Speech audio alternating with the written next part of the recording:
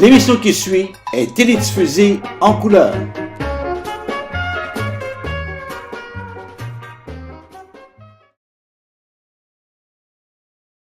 peux pas être fan numéro un de TVA si tu es plus jeune que TVA. Là. Tu peux pas écouter TVA toute ta vie si tu as 20 ans. TVA avait 50 ans à l'époque. C'est qu'à l'époque, les vidéos, ça n'existait pas pour les maisons privées. Là. Ça existait juste pour la télévision.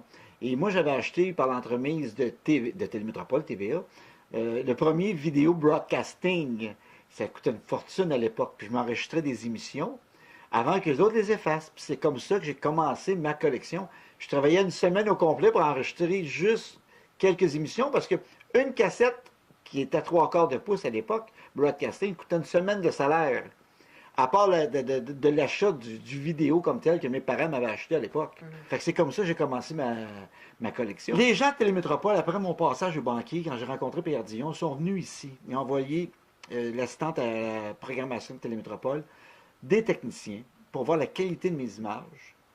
Puis ils ont passé un après-midi ici, puis ils m'ont dit, tu sors ça.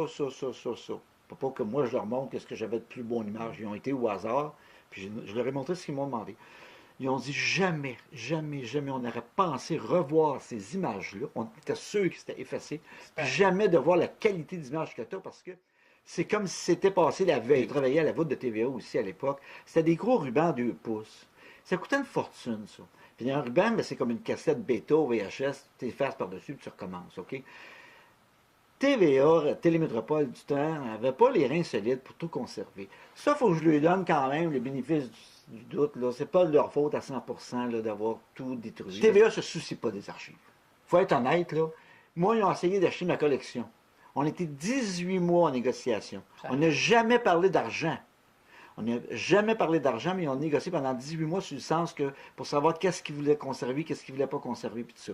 Au bout des 18 mois, ils ont été 18 mois à me dire « Hey, on les vu, tes archives, on les vu. » Parce que quand je te disais tantôt, les personnes qui étaient venues ici pour voir la qualité, ils disaient « Hey, on les prend, tes archives, on les vu, tes archives, on les vu. » Après 18 mois qu'on se téléphonait, puis c'est sûr qu'on les prend normalement, mais je disais, c'est donc ben non, décidez-vous, attendez-vous que je meure ou quoi que ce soit, c'est donc ben non. Ce qu'ils m'ont convoqué dans le bureau par exemple, qu'ils me donnent leur réponse, je leur ai dit, c'est quoi pour vous une archive? C'est quoi une archive pour Directement, vous? Directement, là.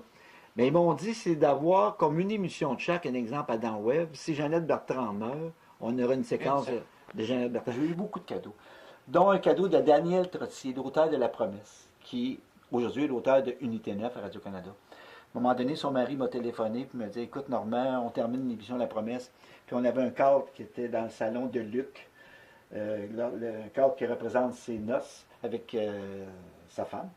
Et puis, elle dit, on veut te le donner parce qu'on sait que tu es archiviste, tu conserves tout. Puis elle dit, c'est sûr que si tu l'as chez vous, ça va être à jamais conservé.